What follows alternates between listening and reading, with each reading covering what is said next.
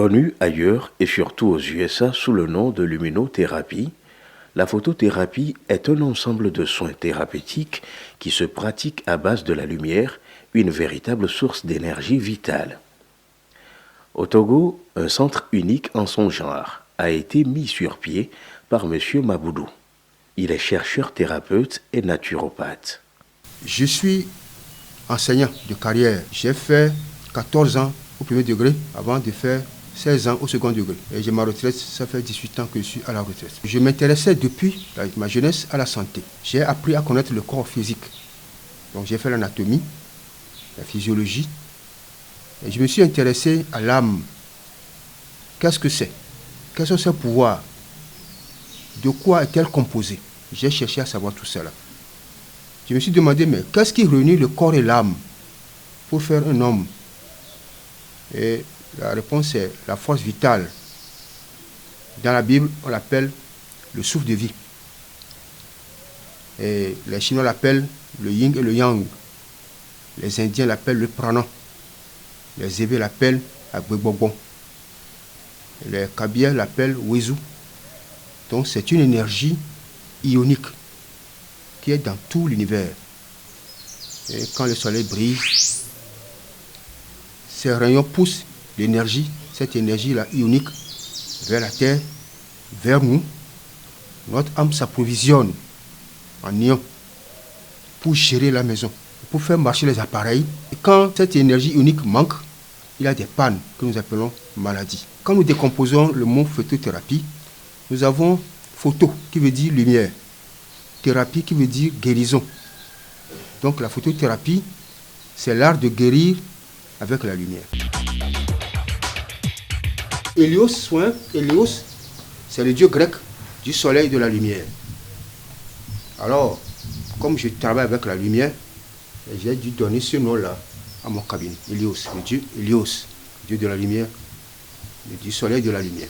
Selon le spécialiste chercheur en photothérapie, ce genre de traitement naturel ne date pas d'aujourd'hui. Les traitements qui préexistaient, nous avons la médecine moderne, nous avons la naturothérapie, les herboristes. C'est des gens qui emploient la matière, comme l'eau, comme les calories, les chaleurs, comme l'argile, pour soigner les maladies.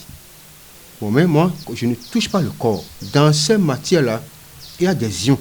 Les ions que j'emploie, l'âme trouve les ions dans ces matières-là pour remédier au problème. Moi, j'emploie directement les ions. C'est la différence. Quand vous donnez des médicaments à un patient et que l'âme ne trouve pas les ions dont elle a besoin, la personne ne guérit pas. C'est pourquoi les herboristes qui chevronnés vont faire des stages. On dit à emmener la personne. C'est que la personne va dans un couvent pour se former pendant des années. Et il y a des gens chevronnés qui lui montrent les herbes. Chaque herbe a ses vertus. Et quand il revient, il revient à grande pompe avec de la musique. Et quand il s'installe, il fait des miracles. Par exemple, dans ma famille, mon père guérissait avec des herbes, les névralgies, les douleurs, les névralgies, lui guérissait avec des plantes. Il connaît les plantes. Quand tu les appliques, les plantes attirent les ions qui rentrent en toi. Donc, les herboristes emploient des ions, mais bon, ils ne sont pas conscients de cela. L'âme ne tombe pas malade. L'âme manque d'énergie pour bien gérer sa maison. Et les gens sont aperçus que les rayons lumineux du soleil agissent sur l'homme pour lui apporter la santé. Vous allez voir les chats, les chiens, les chèvres s'exposer au soleil. Vous allez voir quand quelqu'un est vieux, fatigué, on le fait sortir de temps en temps, on le met au soleil. Donc ceux qui ont été à l'école ont cherché à cultiver ça davantage. Quand je reçois les patients d'une manière générale, je dis de quoi vous souffrez. Et quand le patient m'expose ses problèmes, je vois les chakras défaillants. Voilà. Le chakra, c'est un terme indien. Bon, chez nous, les Évés l'appellent so. C'est des zones de feu, des boules de feu qui sont dans l'âme. Le traitement se fait par la concentration de la lumière du jour, du soleil et même du courant électrique adouci au moyen des torches multicolores spéciales et circonstancielles qui convoient l'énergie dans le corps et le mal est éradiqué depuis sa source. Même certains maux dits incurables sont traités profondément. Nous avons fabriqué des lampes pour remplacer le soleil. Et quand nous posons ça près du patient, ça rentre. Il y a des portes d'entrée de cette énergie-là dans l'âme. Ces portes-là s'appellent les chakras. Ça fait 22 ans avec les mains pour soigner les gens. Et ça fait 15 ans que j'emploie les lampes. Et c'est plus efficace. C'est comme on remplace la houe par le tracteur. La lumière du soleil contient beaucoup de couleurs. Mais avec mes connaissances, il y a des couleurs déterminées qui agissent sur l'âme. Donc je n'emploie que ces rayons lumineux. Je ne mélange pas les couleurs. Je m'attends à avoir des résultats presque immédiats. Donc les couleurs sont bien déterminées. Dans l'univers, on parle de galaxies. C'est des boules de feu qui tournent sans cesse pour distribuer de l'énergie. Les galaxies prennent de l'énergie et en distribuent. Donc en nous aussi, nous avons nos galaxies. Nos galaxies, c'est ça. C'est des boules de feu, des boules d'ions. Des boules d'ions qui tournent pour recueillir les ions de l'extérieur et les envoyer dans les cellules. C'est ça qu'on appelle des chakras. Donc il y en a en tout 12. Autour de la tête, il y en a 8. Dans le tronc, c'est 4. Quand la personne parle, je vois déjà les chakras défaillants. Et je sais quelle lumière poser devant. Et l'action commence rapidement. Les ions dont j'ai parlé, c'est les ions de tous les atomes qui rentrent dans la composition du corps. Nous avons le calcium, le sodium, le chlore, le fer. Bon, ces ions-là sont dans l'espace. Et la lumière du soleil les pousse vers nous. Donc il y a tous les éléments pour entretenir la santé. C'est pourquoi c'est une véritable pharmacie. Tout est dedans. Quand l'âme les prend suffisamment, la santé est parfaite. C'est pourquoi j'ai dénommé ma technique. J'ai dit, quand vous venez ici, vous venez à la pharmacie de Dieu. C'est Dieu qui a créé les ions. Ce n'est pas une création humaine. Donc c'est une pharmacie inépuisable. Mais il faut savoir comment puiser dans cette pharmacie-là. Ici, nous avons un atome complet. Au milieu, il y a le noyau. Autour, il y a des électrons qui tournent. Comme le Soleil est là, avec la Terre, Vénus, Mars qui tournent autour. Un ou deux électrons s'arrachent, l'atome devient magnétique. On l'appelle ion positif. Mais quand l'atome capte des électrons de l'extérieur pour ajouter au sien, il devient magnétique aussi, mais négativement. On l'appelle ion négatif. C'est l'ensemble des ions positifs et des ions négatifs qui forment la force vitale, le souffle de vie de la Bible. C'est ça que nous projetons sur l'aura. Voilà l'aura d'une personne. Voilà les chakras, voilà l'aura.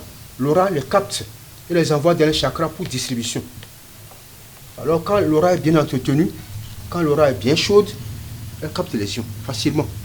Il n'y a pas de problème. Quand vous sortez la nuit et que vous voyez une lampe électrique suspendue dans l'air, vous voyez, quand vous insistez, quand vous persistez, vous allez voir des rayons lumineux entourer la lampe, on dirait un arc-en-ciel. C'est ça qu'on appelle halo en français. Nous aussi, nous en avons. Mais c'est si puissant, les éléments vibrent trop rapidement. C'est pourquoi on ne voit pas notre halo. C'est l'halo, notre halo qu'on appelle l'aura. Chaque homme a son aura, qu'on ne peut pas voir comme ça. Donc c'est le chargeur. C'est lui qui capte les ions et les envoie dans les chakras. Eux, ils sont des distributeurs. Quand l'aura est bien chaude, elle capte les ions. C'est pourquoi les vieux se lavent à l'eau chaude avant d'aller au lit. C'est pour permettre à leur âme de se recharger. Dans l'univers, il y a des zones de concentration d'énergie et de distribution. On les appelle des galaxies. Et Dieu nous a créés à l'image de l'univers. Chacun a ses galaxies.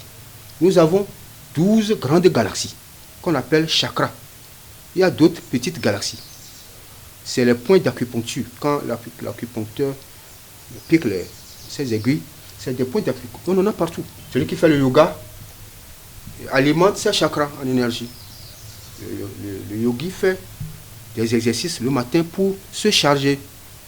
C'est ça. Donc c'est le yoga que moi j'ai modernisé. C'est un exercice spirituel que les Indiens font. C'est eux qui l'ont inventé. On appelle ça yoga. C'est spirituel. C'est pour se recharger, pour prendre des ions chaque matin. Ou bien quand on a le temps. Eux, ils ont découvert l'ordre divin. Ce n'est pas sorcier. Le sorcier emploie les facultés divines pour nuire.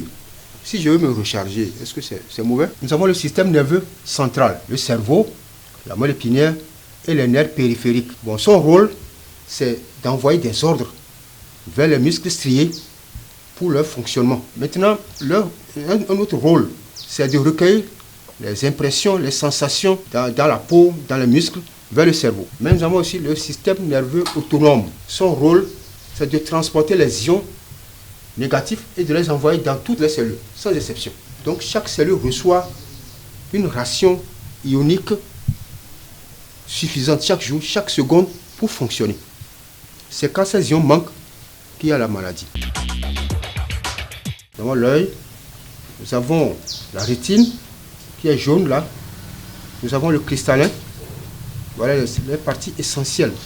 Nous avons la lumière vitrée. La lumière rentre, traverse le cristallin pour frapper la rétine. Dans la rétine, il y a des neurones qui captent les rayons lumineux, qui captent les couleurs et les envoient dans le cerveau pour décodage. Mais quand le cristallin a des problèmes, la vision se trouble. Mais quand la rétine commence par se dégrader, parce que quand l'énergie, la force vitale commence par manquer dans la rétine, les cellules commencent par mourir une à une. On appelle ça rétinopathie. Nous envoyons de l'énergie dans la rétine. La rétine, les cellules se rappellent qu'il faut se multiplier. Et la rétine se répare.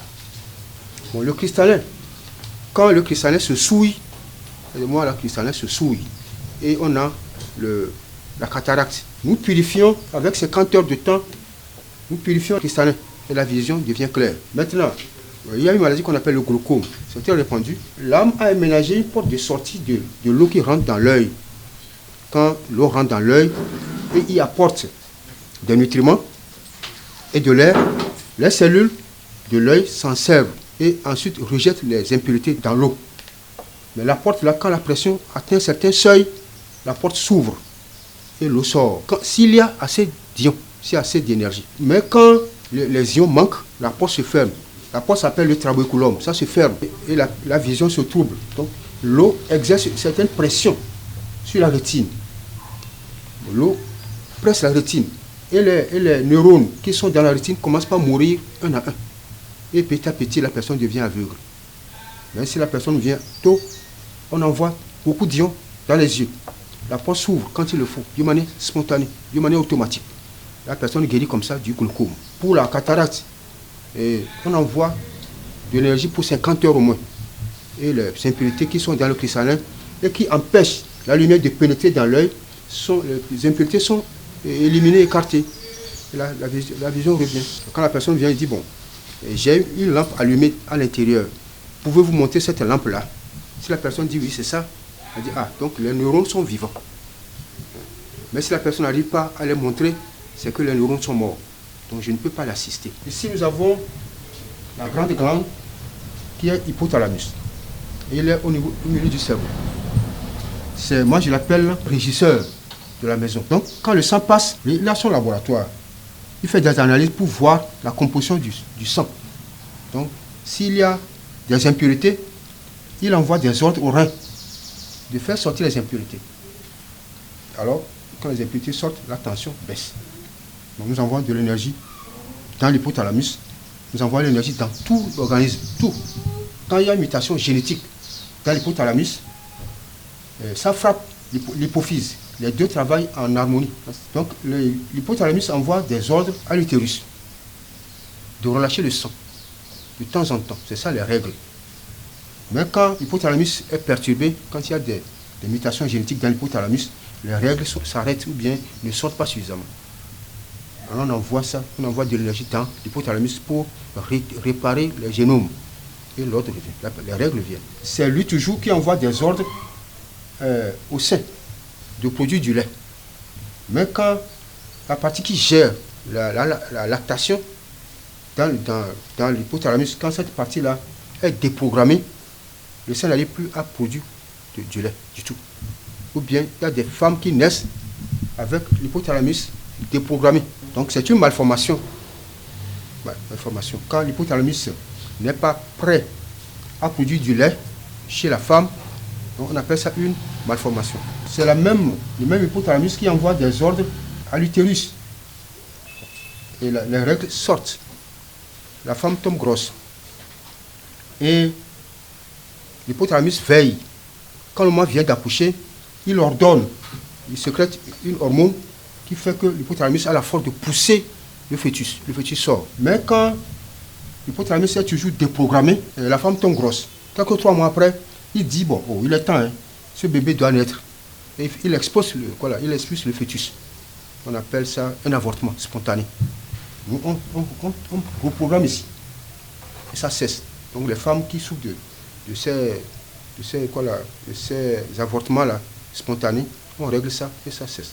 Mais il y a des interdits, des choses qu'il ne faut pas manger pour déprogrammer l'hypothalamus. Il faut que la personne sache ça. Si elle accepte, je marche. Si elle refuse, je reste parti. Bon, les testicules, ils reçoivent des ordres de l'hypothalamus pour produire des spermatozoïdes. Mais quand il est déprogrammé, ça ne se fait pas. Donc c'est la cause des stérilités, des infertilités. Donc je demande aux patients de me produire un spermogramme. Je verrai si la faute est ici, si la défaillance est au niveau de l'hypothalamus, ou bien c'est au niveau des testicules. Parce que quand les testicules n'ont pas d'énergie, ils ne peuvent pas produire des spermatozoïdes. Regardez de même pour l'ovaire. La femme qui a des ovaires, qui a l'hypothalamus déprogrammé, ou bien qui a l'ovaire déchargé, on l'aide. Bon, la thyroïde. L'hypothalamus envoie des ordres à la thyroïde de chauffer, de sécréter la thyroxine. Quand la thyroxine est bien sécrétée, on a les 37 degrés en nous. Mais quand il est défaillant, on a l'hypothyroïdie. Mais quand il est encore défaillant, il y a 2 sortes de défaillance. L'hyperthyroïdie ou l'hypothyroïdie. L'hyperthyroïdie, il y a trop de thyroxine dans le sang. Donc on doit régler ça. Bon. Et l'hypothalamus envoie des ordres à la glande surrénale. C'est la glande surrénale qui dit au rein, faites sortir ceci, ne faites pas sortir ceci. Faites sortir ceci, ne faites pas sortir ceci. Mais quand il est défaillant, les surrénales aussi tombent en panne. Donc on recharge et l'hypothalamus et les surrénales. Il y a des hypertensions qui ne finissent pas. On doit agir ici. Bon, les reins aussi sont là pour filtrer le sang. Et parfois, il y a des tumeurs dans les reins. Les patients viennent avec ces analyses-là. On envoie beaucoup d'ions pour détruire les tumeurs. Bon, ou bien, les enfants s'amusent à prendre de l'eau glacée. Et quand si c'est intense, là, ça rentre là. Et certaines cellules meurent dans les reins. On appelle la lésion rénale. On envoie beaucoup d'énergie dans les reins. Les cellules se reproduisent et la plaie guérit. Les reins peuvent maintenant filtrer le sang. Et la tension se normalise. Donc, quand il y a des lésions rénales, il y a de l'œdème. La personne grossit. Il y a de l'eau un peu partout. On appelle des œdèmes. Bon, les os. C'est l'hypothalamus qui envoie des ordres aux os pour qu'ils s'allongent, qu'ils s'épaississent comme il faut, pour nous donner la taille, la solidité qu'il faut. Mais quand il n'y a pas ici, vous allez voir des enfants nés. Des enfants qui sont nés. Ils ont plusieurs années, mais ils sont nés. C'est parce qu'il y a une différence ici. On doit réparer. L'hypothalamus est au milieu du cerveau. C'est l'ordinateur qui gère la maison. C'est l'ordinateur que l'âme a placé. C'est de là que partent tous les ordres. Le cerveau, c'est l'ordinateur. Donc Dieu est le premier à créer l'ordinateur. Nous, on ne fait que des imitations. Ici, nous avons la peau. Quand l'hypothalamus est déprogrammé, il n'arrive pas à bien gérer la peau. Il y a des maladies comme ça. On prend tous les médicaments, mais ça ne passe pas.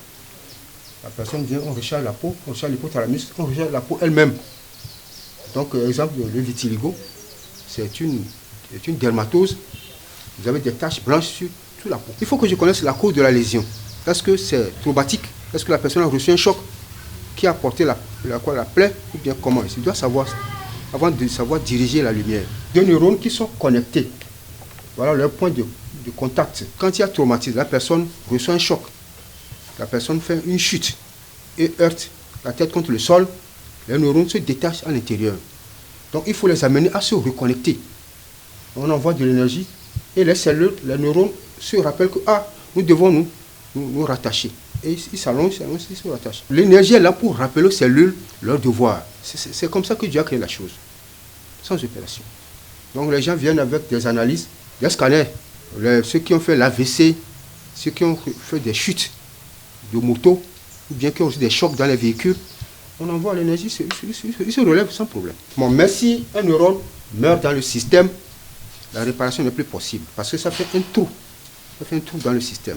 Et on ne peut pas greffer un neurone dans le cerveau. Des recherches biologiques et scientifiques ont été faites en Amérique par un groupe de photothérapeutes médicaux sur les vertus et les effets bénéfiques de la lumière et la chaleur sur l'organisme, et les résultats furent concluants.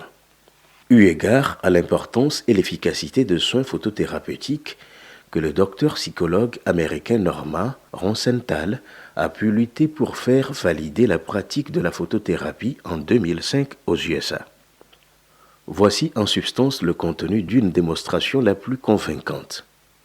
Il s'agit de prouver le lien qui existe entre la lumière et la dépression saisonnière à propos de la fortification des os chez l'être humain, puis l'impact positif de la lumière sur la peau, le cerveau et surtout les os avec la synthétisation de la vitamine D sous l'effet des rayons ultraviolets en ce qui concerne la fixation du calcium et du phosphore. La vitamine D prévient et guérit le rachitisme chez les enfants atteints et chez les personnes âgées atteintes de l'ostéoporose. Ceci parce que le plus puissant synchronisateur du rythme biologique est la lumière, source d'énergie naturelle et vitale des êtres vivants et des végétaux. Ceux qui connaissent l'homme en profondeur disent que s'il n'y a pas de défense dans l'âme, il ne peut pas avoir de maladie. Si on donne de l'énergie à l'âme, de temps en temps et suffisamment, on est là. On ne tombe pas malade.